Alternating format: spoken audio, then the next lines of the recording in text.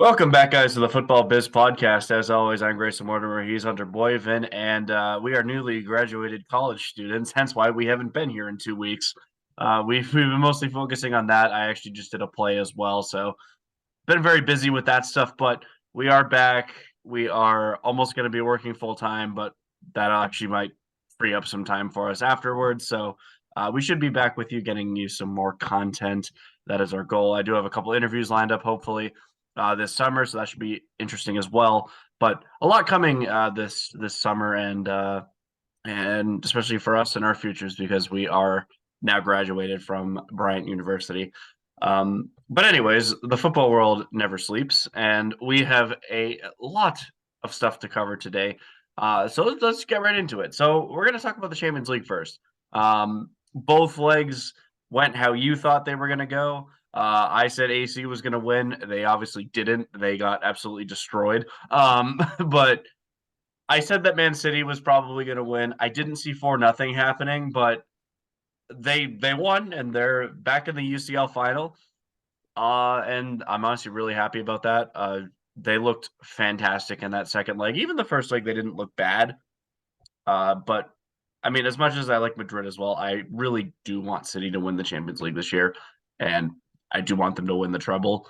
So overall, I'm pretty happy about that. Yeah, let's looking back at both games, honestly, and I know the score lines can say this. I think Courtois had a very good game. Uh, he did his job in stopping Holland, and I think that was probably one of the big plans, probably an Operation Holland of some sort. And they did that. They did that very well. He did not score in either of the legs, I don't believe. But unfortunately, that left the room open, wide open for others to score. I believe Bernardo scored twice, both in great fashion. So beyond that, I think the team kind of let him down. Um, Benching Rudiger was very silly. Uh, and Militao's good, but you need Rudiger. He's one of the best defenders in the world right now. And even beyond the fact that Militao did score an own goal, he would not be the clear-cut option, I don't think. Um, I think it might be time for everyone to accept the fact that City is finally going to win their first Champions League. Um, of course, there is the superstition that you win Champions League if you have a Croatian player in your squad, and City does not, but Inter does, being Brozovic. So if that is anywhere near real, then that is probably the only chance that Inter Milan have of winning this uh, Champions League final. Yeah, I did see that. It was a video on either YouTube or TikTok. I would have seen it on YouTube since I don't have TikTok, but I I did see that and I was like, well, take out Luka Modric and 5 of the 10, this happened the past 10 years. 5 of the 10 go away if you take out Luka Modric. So I True. mean, is it really like it is a thing out there, but it's kind of bogus in my opinion because one player got half of them. And he Luka Modric is the greatest player Croatia's ever had. So I do think that City's going to win the UCL as long as Pep doesn't overthink it and play his center backs at forward or something like that. But unless that happens, they should win. They have no excuse not to beat Inter Milan. I mean, Inter Milan's best defender is probably Davide, not a story. He unfortunately passed away a few years ago. Bastori, Bastori, and center back. And he's pretty good, but he's old. Like, I mean, he's not a young defender. I mean, and I don't think his first name's Davide either. I had the completely wrong guy stuck in my head. But Inter Milan are a very good team. Don't get me wrong. They obviously made the final. They're not to be messed with or slept on. Um, and also Milan Skriniar is in their team too, but he hasn't been playing as much recently. They have two very good fullbacks. Um, and I mean, it's it's a good system they have going.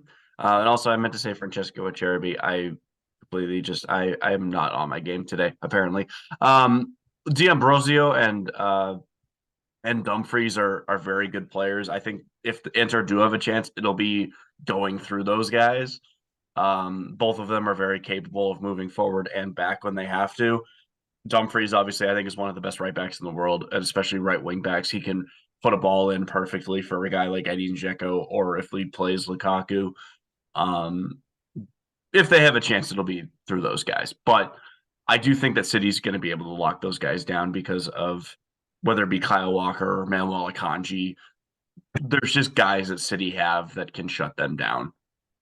Will they? Now, Inter, I definitely think is going to bring their A game. Obviously, they want to win the Champions League too, but I just don't see it happening. And as for the Madrid game, Man City versus Madrid, Man City were able to just dominate from left to right. Bernardo Silva did score twice, as you said. There was that weird own goal, kind of glanced off of Kanji's head and then went off of Militao. And then Julian Alvarez scored when the game was well over. So, yeah, I'm really hoping that City are able to get it done. I don't see any way that it doesn't go well for City. And with that in mind, they do have other trophies to look forward to. They have secured the Prem, which in my book, this in any realistic world where the voting is fair, Holland has won the Ballon d'Or. I just don't see any reason why he shouldn't. Um, and a Champions League win would 1000% secure that, even in the minds of very biased voters. Um, I obviously you can't count on them, unfortunately, and I know that's very far down the road, almost half a year from now. So we'll worry about that when it comes to it. But I think he's got it secured. In all fairness, He should. I mean, if they manage to somehow lose to a very bad Man United team or Inter, then maybe there's still a bit of a gray area. But the fact that they've made these finals too, I think, kind of says something. I think City should win the FA Cup easily. I mean, I really don't rate this Man U team at all. If they still had Varane and Martinez in the team, then maybe. I think that those two guys are arguably two of Man U's most important players. They're two of the top five anyway. Because without them, then your center back pairing is one of Victor Lindelof, Luke Shaw, or Harry Maguire. And Maguire's a meme at this point, obviously, but take those guys, put those guys in, and it's just automatically not the same team.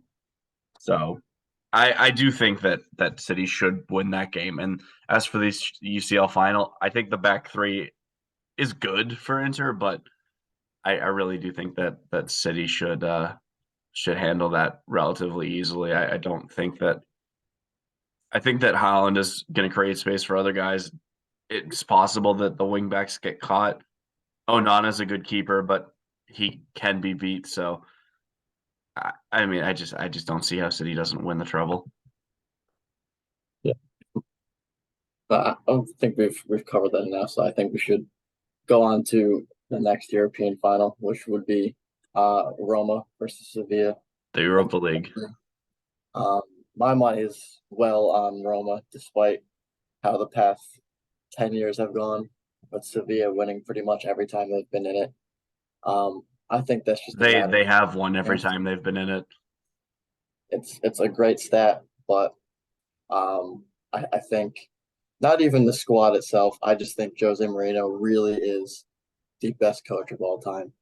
And I'm going to make that claim now. I don't think that's a wild take either. I think a lot of people would agree with that. There's a spot for Pep, there's a spot for Fergie. There's many people up there, but I don't see really why, especially if he wins this, why Jose should not be the number one coach of all time. I'm gonna make a bigger case for Guardiola, and I'm not just saying that because I like City. I mean, I also like Madrid. I watched Guardiola terrorize us for years. So Guardiola's obviously had good teams that he's come into, but he took good teams and made them elite. The one team where he kind of walked into an already built team was Bayern Munich because they just won the treble. But take that Barcelona team. They just lost a couple La Ligas. They hadn't won the Champions League in a long time.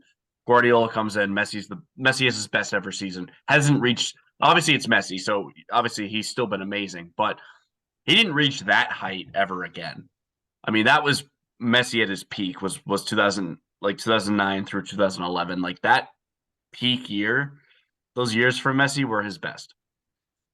Um, but then also with City, they couldn't win a championship over.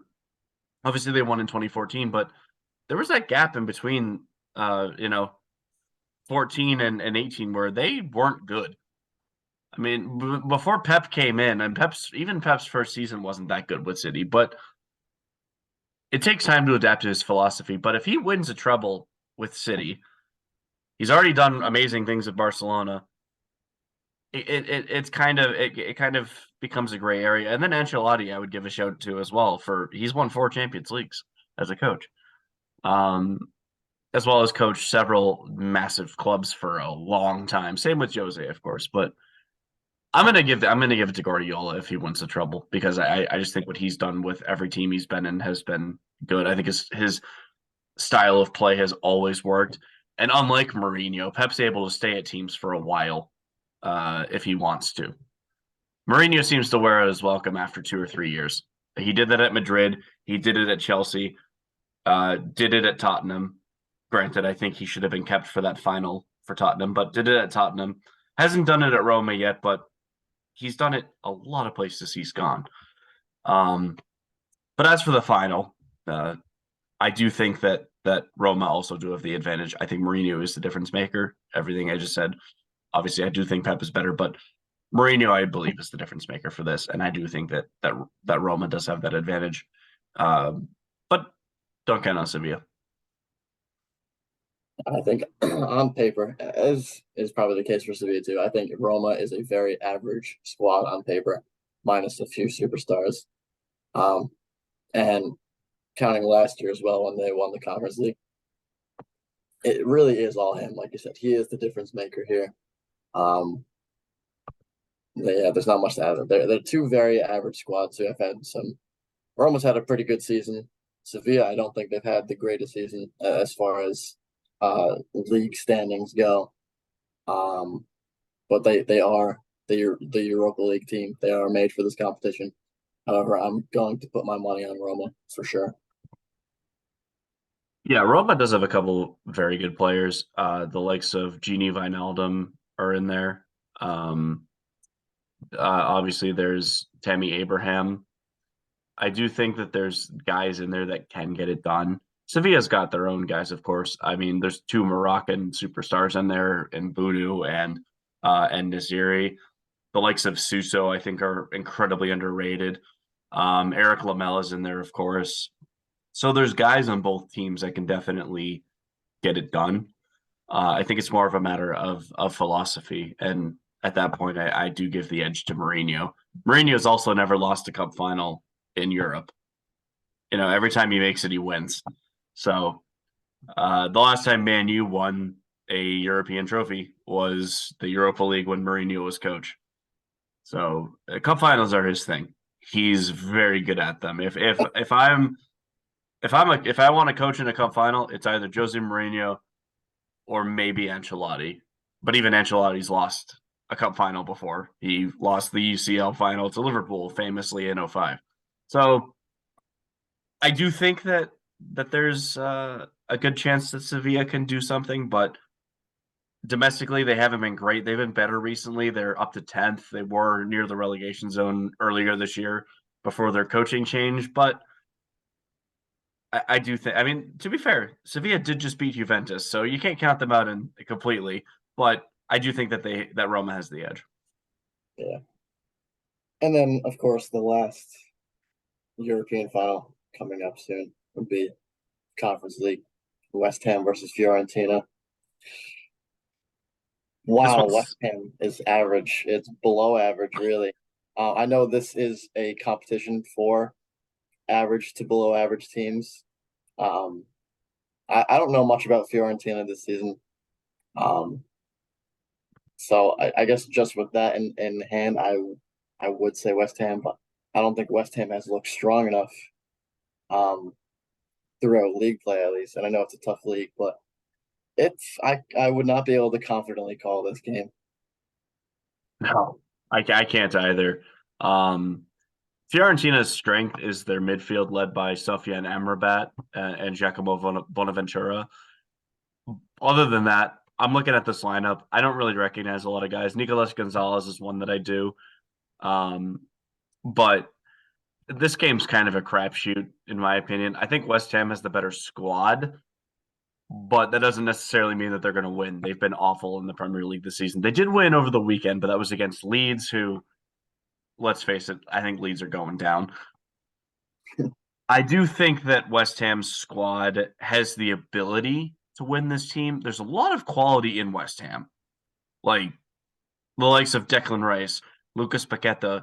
Fabianski's been a stable goalkeeper for a while. Mikhail Antonio's decent. Jared Bowen, Syed Ben Rama. There's guys in this team that can get that can easily win this tournament. Like if West Ham were able to do anything domestically, that team has no excuse to not be in the top 10. They've spent a lot of money. And the likes of Paqueta, I mean, Paqueta's a starter for Brazil. Declan Rice is a starter for England. Mikel Antonio, obviously he's British, but he plays for the Jamaican national team, who is an up and coming team in CONCACAF. They have had a lot of guys from England come play for them due to their heritage. Jared Bowen was linked with Liverpool all of last season. Said Ben Rama is a quality player. Like all the guys I just mentioned have pedigree, and their defense isn't terrible. Obviously, I don't like Kurt Zuma due to the fact that he is an abuser to animals, but he's a good defender. He's not a bad player. Aguerd has had shaky moments, but when he's good, he's not terrible. And yeah, I mean, there's guys in this West Ham team that have no excuse not to win this tournament. And if they do, I mean, I already think Rice is leaving, but if they want to keep him, I mean, the Europa League is at least something that you can say to be like, hey, Declan, we just won this tournament. Let's go win this one and move up to the UCL. Yeah. I can't say I can add too much to that because again, I really don't know much about these. But as far as world class players, like you said with Paqueta and Declan Rice, not that they are game changers in their own right, at least definitely not nationally. I think they are the big names who have to step up. In this case, I don't remember the last time West Ham had won a trophy. Not sure if you have that in your No mind for. idea. No idea. But I guess this might be a chance to right the wrong of having a horrible season, and fighting relegation for most of it. So this, I guess, would be their chance to salvage what would have been a very poor season. I find it funny. I wonder what would happen if West Ham did get relegated, but then they won this tournament. I wonder how that would make the tournament look, or the teams in the tournament look, knowing that there's a championship team in the Europa League next season.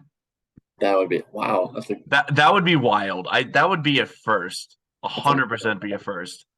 Um, the only other chance that would have happened, it would have been since before the Conference League. It would have been if a team won the Europa, despite being in the relegation zone. I mean, if Sevilla continued their league form, that could have happened to them maybe. Having a Segunda Division team playing in the Champions League.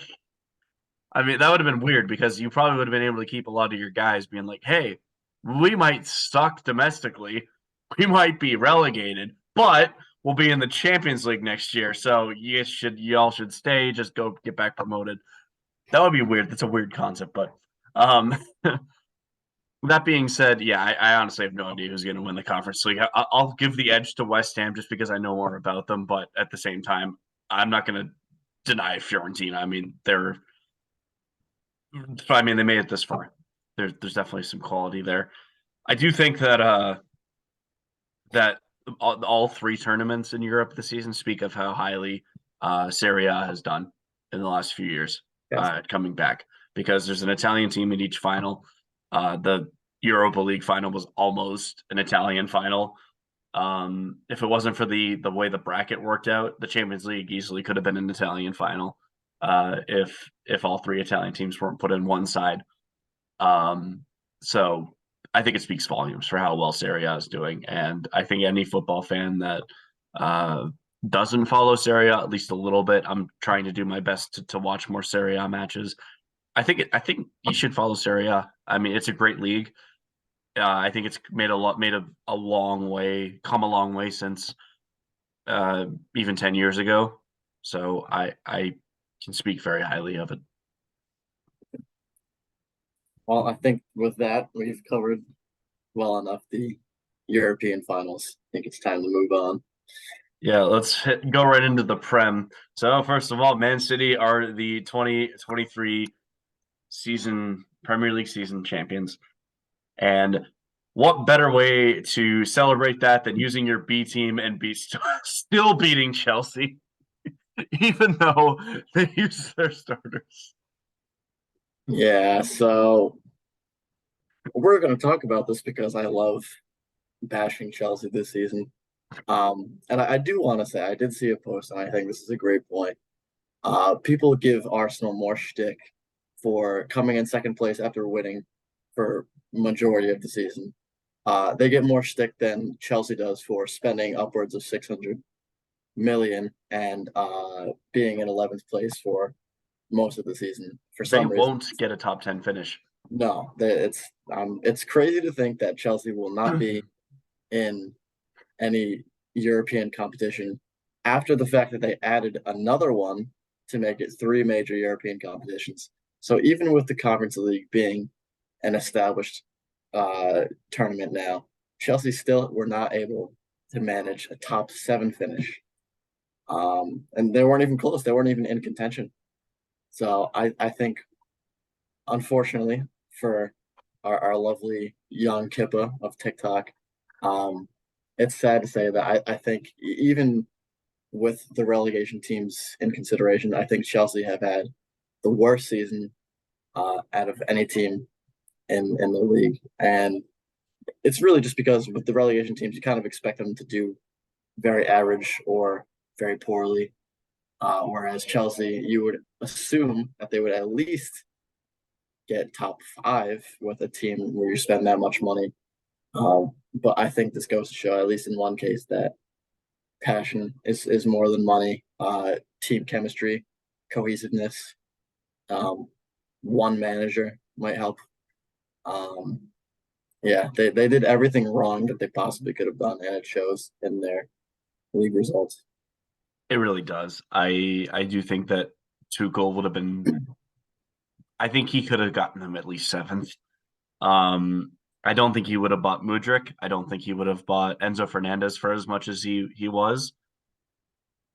And then it kind of just goes to show, yeah, in terms of expectation to performance level, I do think Chelsea's had the worst season in the league.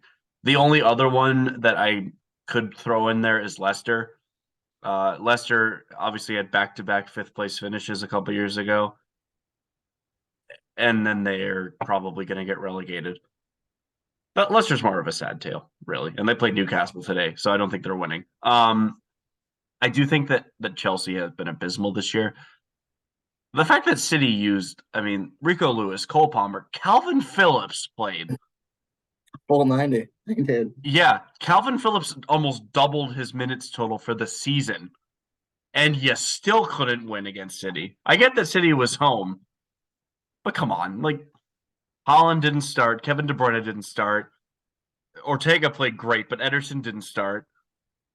The obviously Laporte, I think, is a fantastic defender in his own right, and actually probably better than any of Chelsea's defenders. But he hasn't been starting this season. John Stones didn't start. Gundogan didn't start. Bernardo Silva didn't start. Obviously, the likes of Mahrez were still in there. Cole Palmer, Phil Foden. But Foden hasn't been starting this year either. Like, I get that some of these guys are quality, of course. But come on, if you're Chelsea and Man City's fielding their B team or even maybe some of their C team against you, and you still can't win. I think that summarizes their season in a nutshell. And for Pochettino's sake, because I do like him as a coach, I hope he's able to turn it around a little bit. I Yes. don't want Chelsea to become great, Champions League team again, which with Poch, I don't think they will, but at least top seven for the amount of money they've spent, at least top seven. I do think that there are a couple defenders and a center forward away from competing. They do Thiago have Silva's Enzo next year. Thiago Silva's aging. Koulibaly has had very shaky moments this year. He's aging. Badiashile, I think, was maybe the one good signing that they made over the January window because I think he's actually a good defender for the future. Same with Madueke and even to an extent Fernandez and Mudryk. But right now, I mean, dear God, they can't score. I really do think that Chelsea should have done everything in their power last year to try to sign Robert Lewandowski because he would have solved so many of their problems. And you could have gotten him on a free. Chelsea could have easily outspent Barcelona on terms of wage bill. You can't tell me that they couldn't because Barcelona one. I see your shirt there. They have no money. Chelsea has a lot of money, as we've seen. I mean, 600 million doesn't come from nowhere, but I think they should have easily thrown they could have probably doubled what Lewandowski's getting at Barcelona, and I think he would have gone there before the disaster class we've seen this season. And as for young Kippa, I love watching him rant. It is really funny. He's so cocky and confident before every game, and then after he flips out because of how bad Chelsea are. I want to see more of that next season. I really do, because the more that they lose, the more he flips out, and the funnier content we get from him. But anyways, apart from that, City have played great this whole season. Arsenal obviously did bottle it, but at the same time, I do think that was more of a lack of squad depth than anything. Saliba being out hurt them a lot, but I'm not going to throw too much shade at Arsenal because They had a great season. they still got second. I mean, they obviously weren't expected to get top four. I get that they bottled it. I mean, they did. There's no way in saying that they didn't because they absolutely did. But I think more of that's down to fatigue, tiredness, lack of squad depth than anything else. City have so much squad depth, and that's why they won the title. More than I would argue, City squad depth won them the title more than Erling Haaland did. So, I don't really have much else to add to that. Yeah. But what I can say is that Spurs suck. We can move on to that. Spurs suck.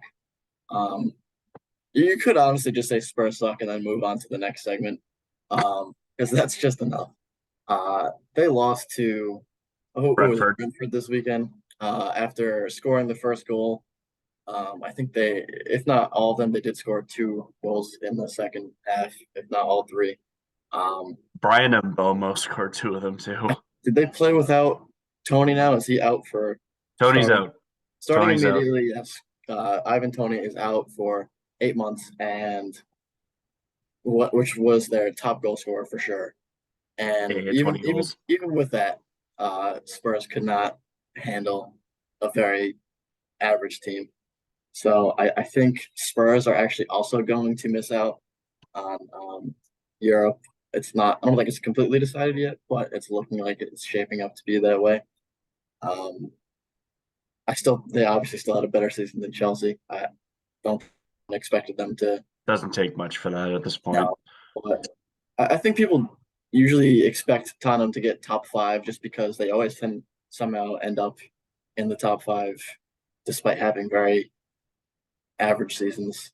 They do tend to stay up there, but this is definitely their worst finish in a long, long time. And it's interesting that, again, with a new competition, that they actually might not make it.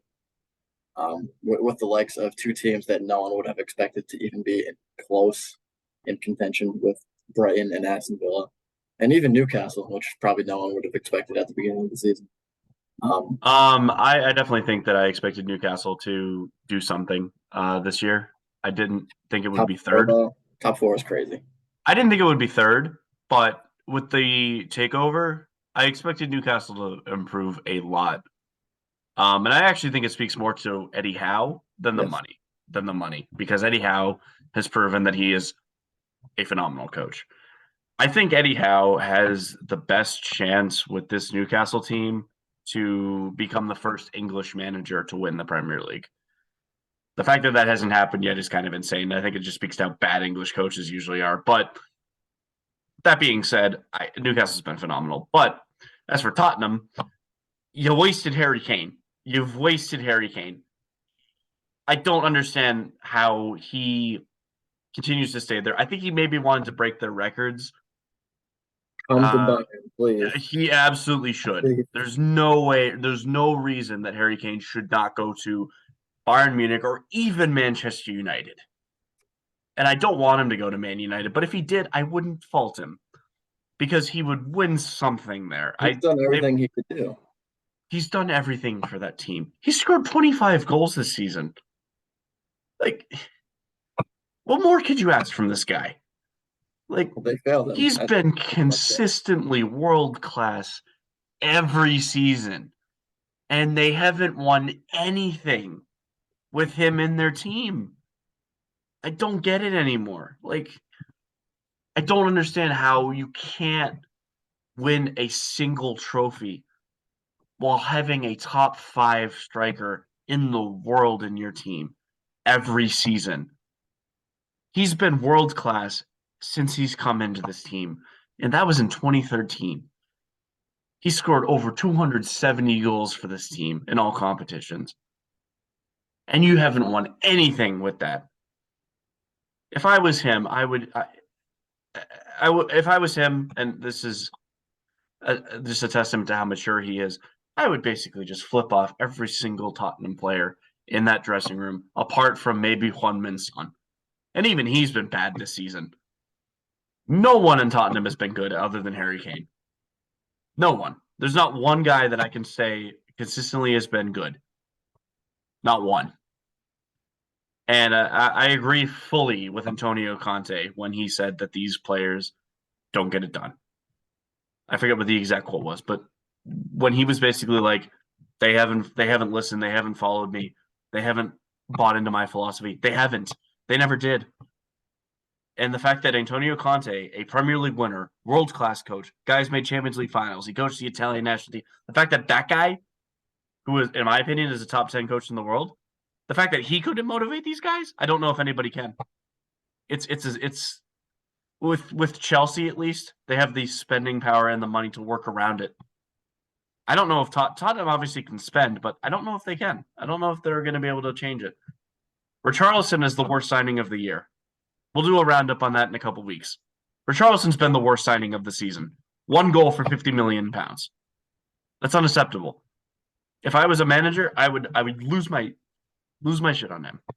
I can't say it in any other way. I would lose everything on this guy because I don't care about his stupid pigeon celebration. He hasn't done anything for this team. Nothing. Not one thing has gone right for him. He scored 1 goal, and that was against Liverpool. That was it. That's all he's done this year. So the fact that Tottenham have not been able to do anything this season, they've wasted another season of Harry Kane's career. If he should just pack his bags and take the first plane to Germany he can. Yeah, that's all I can say. That's what I can say about Tottenham. You're muted. Very unfortunate, but as far as other Premier League teams go, just to wrap that up, Aston Villa look like they might get a European competition. Liverpool have managed to get out of their whole season funk. Really, they haven't been that good, and it looks like they're going to secure Europe in some way. It's going to be weird to not have a team like Liverpool in the Champions League. They've obviously been in it the last few years. They've won it. They've reached 3 finals in the last 5 or 6 years. Not remembering when the first one against Madrid was. 17 or 18, I believe. So within the last 6 or 5 years, it will be weird. But at the same time, it's going to be fresh to have new teams like City, who have never been in the Champions League before, No, they're just in it every year. But new teams like Arsenal or Newcastle and even United, like they were in it a couple of years ago or last year, but it's just they haven't had a team that you would think could actually make some rounds. I think this team, when fully healthy, get Martinez back in the lineup, they'll make some new signings next year. Casemiro obviously is he's one of my favorite signings this season. That they can make a decent impact in that in the Champions League, especially coming in at fourth. Um, I think they'll have a decent draw. I think they'll have a good group stage that's very far away. But yeah, it looks like Europe is taking shape as far as most of the leagues now. So Absolutely. I gotta say, the fact that Brighton and Aston Villa have made Europe is phenomenal. I am so happy for both of those teams. Aston Villa, because they used to be such an established team. They used to bring in some of the best players, and they're coming back. And that's all of it is because of Unai Emery. You saw the managerial change. They were crap under Gerrard. They were awful. Then Emery comes in and they immediately become good. And it's a competition that has the word Europa in it. If they get seventh, I get that it's the Europa Conference League, but he's going to be like, "Good evening. This is my competition. I'm going to win." That's what he's going to do. That's what he's going to do. Aston Villa, if they make the final next year, if they make the final of the Conference League, they're winning it. The only time he lost was the Europa one with Arsenal, but I think more of that's just Arsenal. And yeah, as for Brighton, that team has come such a long way from where they were 20 years ago. They used to be like almost National League, like not like non-league, League Two. They've gradually made their way up. And I think Brighton is a testament for any small team out there, like a team like Wrexham, even maybe, that you can, if you do everything you possibly can to build your team up from the bottom up, you can make the Premier League. You can become a good team. Leicester's a similar case back when they won the league. Obviously, theirs was more of a shock, but if you find the right players, the right coach, even with minimal money, you can work your way up. And then eventually the right owner, of course, which Brighton have a great owner. You can make Europe. Brighton has done everything so well. They've had so many bargain players that just no one would have seen like coming. Alexis McAllister, Moises Caicedo, even the likes of Evan Ferguson now, who scored twice over the weekend. Mr. Maguire is going to be very happy about him being an Irish sensation. They've done what you can do as a smaller team, and now they're getting some good players to replace McAllister and Caicedo. They got Mahmoud Dahoud from Dortmund. They got James Milner, who, despite his age, still a decent guy, still a decent player. The fact that they're bringing in those guys, I mean, and then also Joao Pedro. They're replacing guys that they're going to lose for smaller amounts of money. They managed to get 18 million from their manager. I mean, that's insane.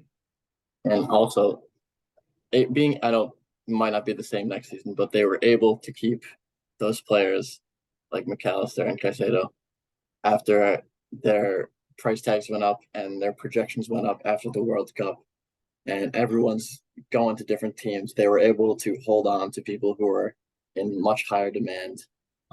And at the end of the season, it looks like that's going to uh, prove that it was the right move to keep them, even if they're going to be leaving soon. You got what you hoped for, way more than what you hoped for entering the season, and they just did a good job all around from front office to on the pitch. Absolutely, and I'm very happy for Brighton, and I hope they're able to keep De Zerbi. I think what he's doing there has been fantastic. Basically, just took Potter's team and made it even better. I hope that De Zerbi is able to stay. I know that Tottenham's been lurking in that area, and I'm going to say it. I think he's got a better chance at winning something with Brighton than he does with Tottenham. I I don't even think that's a controversial statement because Tottenham hasn't won anything. I think Brighton did make a cup final this year.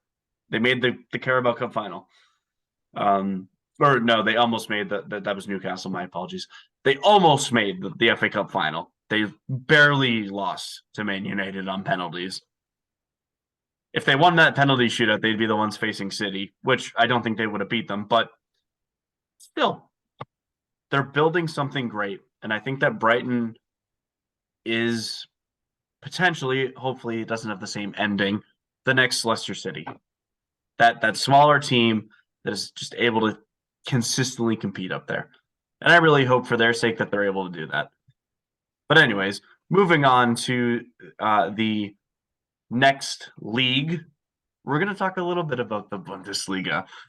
And this has been a very bad week for you and a great week for anyone that's not you, because Bayern Munich lost to RB Leipzig 3-1 at home, and Dortmund win.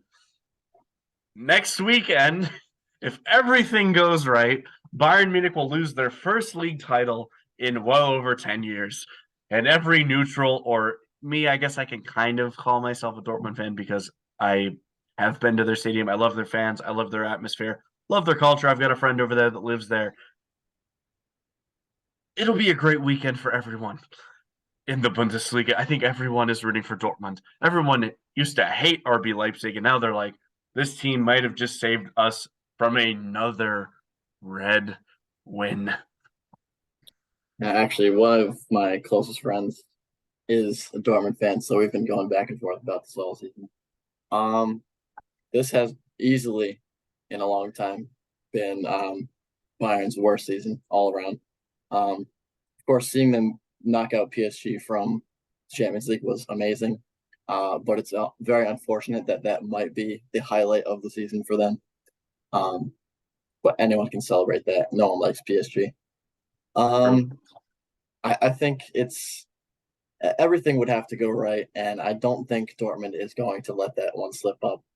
They have to win for it to be absolutely locked in, because when it comes to Bayern, they obviously have the goal differential in their favor. So if Dortmund somehow manage to tie, which I don't think they will, I think they'll win.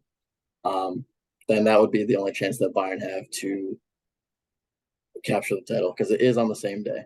Everything's happening on the same day. Time as well. Same time. So it's going to be one of those things where you kind of have to watch on two different TVs, watch simultaneous broadcast. This will be a finish that no one will want to miss, because whether it means Dortmund winning their first title in maybe 12 years, when Louis was back there, way back when, whether it's that or it's Bayern just narrowly winning by the skin of their teeth, it's a finish that everyone should want to watch.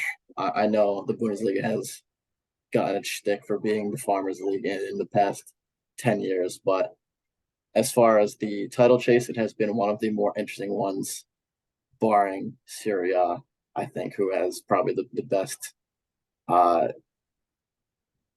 four league runs Diversity. this season. Yes, thank you for that. So yeah, it might be time for me to almost accept it. Obviously, still gonna fight to the last second. Just gonna hope that Dortmund are feeling kind and they want to just give us another title. If they want to do that, that's fine. But I think it's probably looking like it's gonna be a yellow win this year. Yeah, which for diversity's sake is cool. Yeah, so the last two matches I did look at them. Dortmund's playing Mainz, and Bayern is away at Cologne.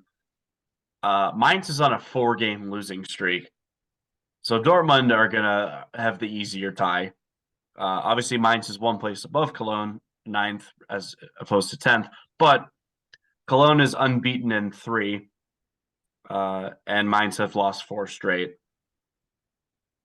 If Mainz lose and Cologne manage to actually get a point, it won't really change much, but Dortmund's unbeaten in their last 5. Bayern have lost twice in their last 5. I really think that Dortmund have everything in the bag. And the thing is the title already should have been wrapped up because Dortmund couldn't beat Bochum. who are probably going to get relegated, and if they don't, they'll be the ones playing the one game playoff with the third place team in the Bundesliga too. The fact that Dortmund couldn't beat them is kind of ridiculous, and frankly, if they did, they already would have won the freaking league. So I do think that Dortmund will win, but can't really take anything for granted. I really hope the yellow wall is enough to get Dortmund over the hump, which there's a chance it is, because that atmosphere is unlike really anything I've ever seen live. Um, and Bayern has to play away at Cologne. Obviously, they couldn't get it done at home, so maybe that doesn't even matter. But really hoping that the title is with the yellow wall this season. It is Dortmund's to lose. It's completely their destiny. Like they control their own destiny here. Uh, for them to not win the title, it would completely be their fault. And in this case, everything has lined up perfectly for them. So really, all they have to do is just do exactly what they've been doing for the entirety of 2023. So that's really all they have to do. Yeah, don't really have much else to add to that. I as for France, PSG still haven't won the title. They're close. I mean, they should get it. I don't think there's going to be any surprise there. I thought that maybe for a second one of these other teams might come up and give them a fight, which they did. But I think actually the more interesting aspect of the season has been the Golden Boot race, which I'm hoping honestly that is Lacazette. Hopefully he's able to lock that up. Um, I don't know if that has changed over the past weekend, but going into the weekend, they're pretty much neck and neck. So hopefully he can pull that out of there and restore his name. So yeah, currently he is two behind Mbappe. That's Mbappe, probably again then. yeah, Mbappe's got 28. Alexander Lacazette is 26. And then my guy Jonathan David has 22. And number 4 is Folarin Balogun, who also just committed himself to the That's USMNT, which is probably their best recruit since Yunus Musa. I mean, the US just got a guy who scored 20 goals in the top 5 league. He could be their answer for striker. I that's mean, it's a big one for the US. And obviously I'm a Canadian fan, so I hated that he declared for them. I wanted him to declare for England. Pull a Fikayo Tomori. Still not bitter about that, by the way. I really do think that Balogun's a good player, but as for the top scorer, I think it'll be Mbappe. Lacazette would have to do a lot to turn that around. There's 2 games left in the season, but I just don't see it happening. PSG's next game is probably what's going to wrap it up. They're against Strasbourg, who aren't great. There's they're 15th. And the other thing with France is 4 teams are getting relegated this year, and 3 of them have already been confirmed. So that'll be interesting. all right. Yeah. Let me head this next one. Yeah, no, this so we're gonna talk about La Liga real quick. I'm sure everyone knows at this point. Once again, the league has failed the players, specifically Vinny Jr. He's been the target. I'd say probably the biggest target all season for racist fans. Um, I'm not really sure how to this, but basically, yeah, he's been the one that has been attacked the most, and he's also been the one who's been the most vocal about it. And the thing about him being the most vocal about it is he's also been the most ignored about it. The league has done nothing. The refs have done nothing. The fans keep doing what they're doing. I don't think they'll stop. Um, and of course, we see his reaction during the game. He's obviously very pissed off, as he should be. And instead of stopping the game for a little bit or taking his side, he ends up with a red card. Of course, some fights ensued to lead up to that, but the root cause of this would be uh, the fans saying what they're saying and the refs not taking accountability to stop the game and listen to what's happening. So once again, um, the league will continue to fail, Vinny, and I do think sincerely that if something doesn't change soon, that he actually will leave La Liga and find a new home, probably in the Prem, which is better, but not like by that much. I think many leagues do have their unfortunate share of racist fans. He won't go to Syria. That's probably even worse. But it might just be somewhere in the Prem, to be honest. Yeah. As much as I wouldn't want him to leave Madrid, and as much as he does love the club, I wouldn't put it past him. And frankly, even as somebody who likes Madrid, I wouldn't blame him whatsoever. I really wouldn't. Um, and yeah, it's the unfortunate thing that we keep seeing, despite the fact that we keep seeing the no room for racism, the every promoting thing that basically is trying to eliminate. That's not enough, and I hate that it's not enough because it absolutely should be. I saw a thing on BR today that basically it was kind of similar to this, where the two guys were interviewing each other. It was a podcast, and the one asked what needs to be done to make fans take this seriously, and I think that the guy's answer was spot on. He basically said, if you're able to find video of the guy who was doing it, ban him from the stadium for life. That's the first step. And then after that, he basically said, if it continues, if you can't control the fans, play the match behind closed doors. And then if it doesn't improve even after that, point deductions. As much as that can be a bit extreme, I think that's absolutely what has to happen. Because if you threaten points deductions, if you as a league threaten points deductions for your team, if you say, hey, if your fans can't keep it down and can't stop doing this awful act of targeting somebody just because of how they look, if your fans can't stop that, then we'll deduct your points. We'll relegate you. Which, as extreme as it is, I think that's how you curb it. That is absolutely how you curb it. Serie A has been too soft on the issue. La Liga has been too soft on the issue. The Prem, I think, has done better than both of them. I've seen it firsthand in the Bundesliga. I watched a Dortmund fan. I didn't see who, but I heard the chant, and they were saying, bad things to somebody on Leipzig. My guess would have been, I mean, it was high enough up that he wouldn't have heard it, thankfully. My guess is it was probably at Nkunku, just because he's RB Leipzig's best player. So the fact that I've seen it firsthand, I mean, and France has had its issues with that, and then them trying to promote the LGBTQ community, that caused a whole issue. I'm not going to get into that because I don't want to be too controversial, but I just think that these leagues have to do something about it. And if it's closed doors, I think that's the easiest way to start. Yeah. I think it's definitely too little, too late for Vinny, maybe, but for everyone else, I don't think this should be stopped until there's a solution that's found. Um, I know that Madrid, I think they have sued, uh, however you might say, they sued La Liga over this, basically for exactly the reason that you said. They just kind of have to have a better handle on this, try to control it because for the most part, they've most certainly just let this, be swept under the rug.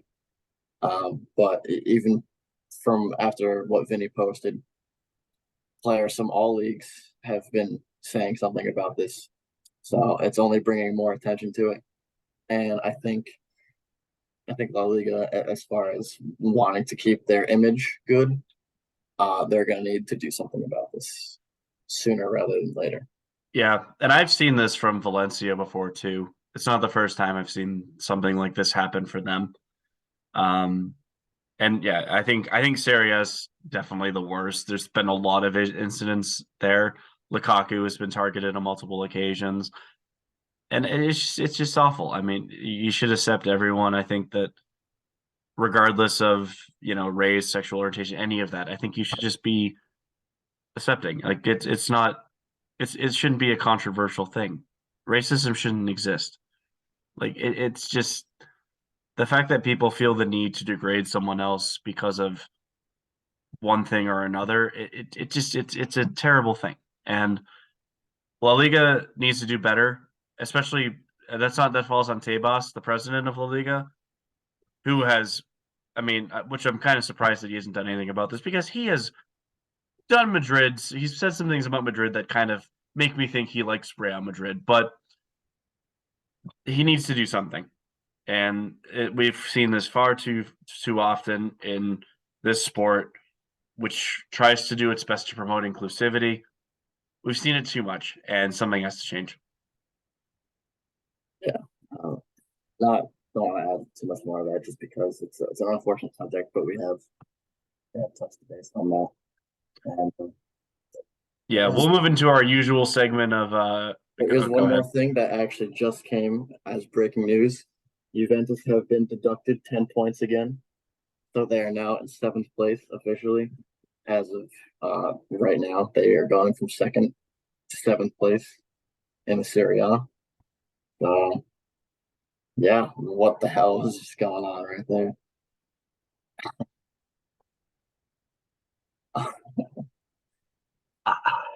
I can read this for you now. Juventus have been Go ahead. awarded a deduction of 10 points in Serie A following the verdict from the Federal Court of Appeal after their recent financial scandal.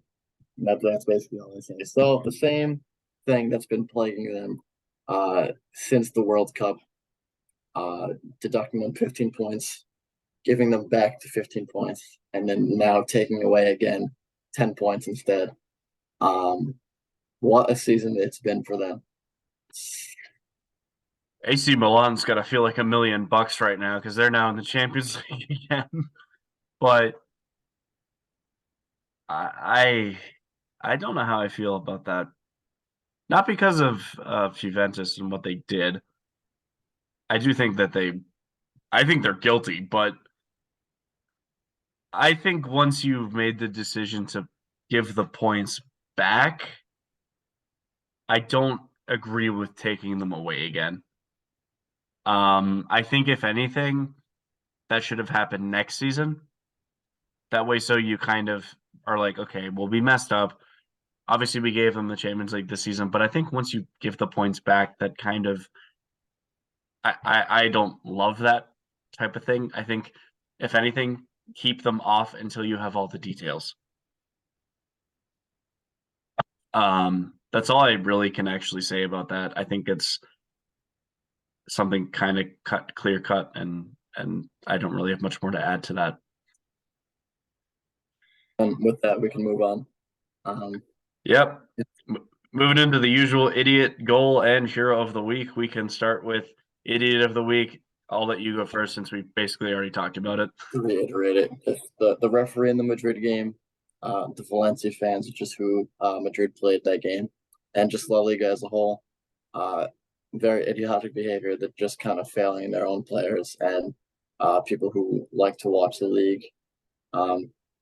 Yeah, they're just not doing enough. So very much idiot. Mine's a little funnier. I'm going to go with Marcos Acuna of Sevilla. He obviously is a great player, World Cup winner. Dude, you don't get sent off for time wasting. What are you doing, man? Like, that's just dumb. If there's one way you don't get sent off in a crucial game, it is time wasting. Like, second yellow, see you later.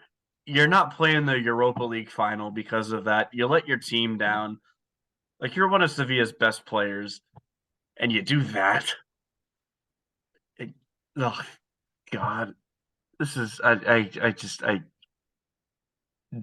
dumb, just dumb. Marcos Acuna, take a bow of shame, my friend. Yeah, that's gonna bite them in the ass. And again, if we didn't already say that Roma, like I said, Roma should have this in the bag. That's definitely gonna hurt. So yeah, very idiotic of them. Yeah, dumb. Moving on to our hero of the week. I'll let you go first on this one. Kind of in the same ballpark. I'm going to say Jose Mourinho. He ta- I see what you're doing right now, and I don't like that. Jose Mourinho, he takes very average clubs or just clubs that shouldn't be in the prime position that they are. He takes Porto to glory. He takes Inter to glory. He takes Chelsea to glory, and he's taking Roma to glory. Possibly, he already did last year, but he's doing it again now. Um, he his management style, his tactics, everything he does is just unbelievable, and he's so good at what he does. And it's really unfortunate to show that even someone as good as him cannot fix Tottenham. So besides that, I think that's probably the only blemish on his career. And even so, it was just a tiny blip. He will be the hero, hopefully, going into competition in a couple weeks. Yeah, there's a few guys I could. There's a few things I can do for this one. This one is a little less now since Juventus had that points deduction. But I gave one of my spots to Olivier Giroud for scoring a hat trick to keep Milan in the race. But now they're not even in the race; they're in the Champions League. So that kind of changes that one a bit. But the other two I'm going to do are both from the Bundesliga. The first is Nils Pedersen. I was watching a game the other day, and it was Freiburg. I forget who they were playing, but he scored a goal in his final home match as a Freiburg player. He is retiring at the end of the season. Almost scored a second one, but then it was called back due to a questionable foul.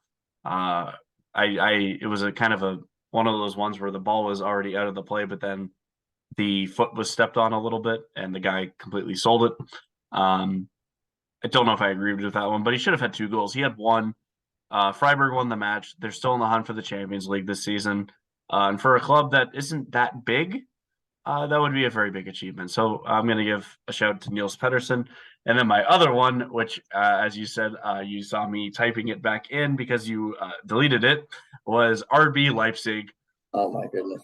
for beating Bayern Munich and giving Dortmund a chance at fixing what Bayern made a bit stale. So I'm going to give a shout out to Leipzig. I'm very happy that they beat Bayern, giving Dortmund a chance to win the league. No comment. There's a comment that you could say, and that is that you're salty. But let's move on to our goal of the week. I'll let you go first for this one. Yeah, so mine after a beautiful goal, Casemiro, it was just lovely, especially coming from him, a player who does not score goals in a normal way. He had to go and score a goal like that.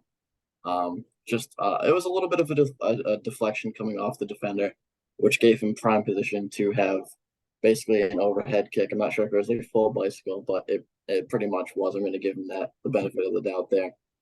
It was a beautiful goal. It was the only one of the game, and it's helping them secure Champions League. I did see that one. That one was pretty good. Might even be better than the ones I picked out. But the first one I'll do is Theo Bongonda, and you're probably wondering who the hell is that. Well, I was watching a match the other day, and it was Cadiz against Valladolid in La Liga. The reason I was watching it was Valladolid have Kyle Larin, who is a Canadian striker. Was hoping he would score, but he didn't. Instead, this guy, Theo Bongonda, scores.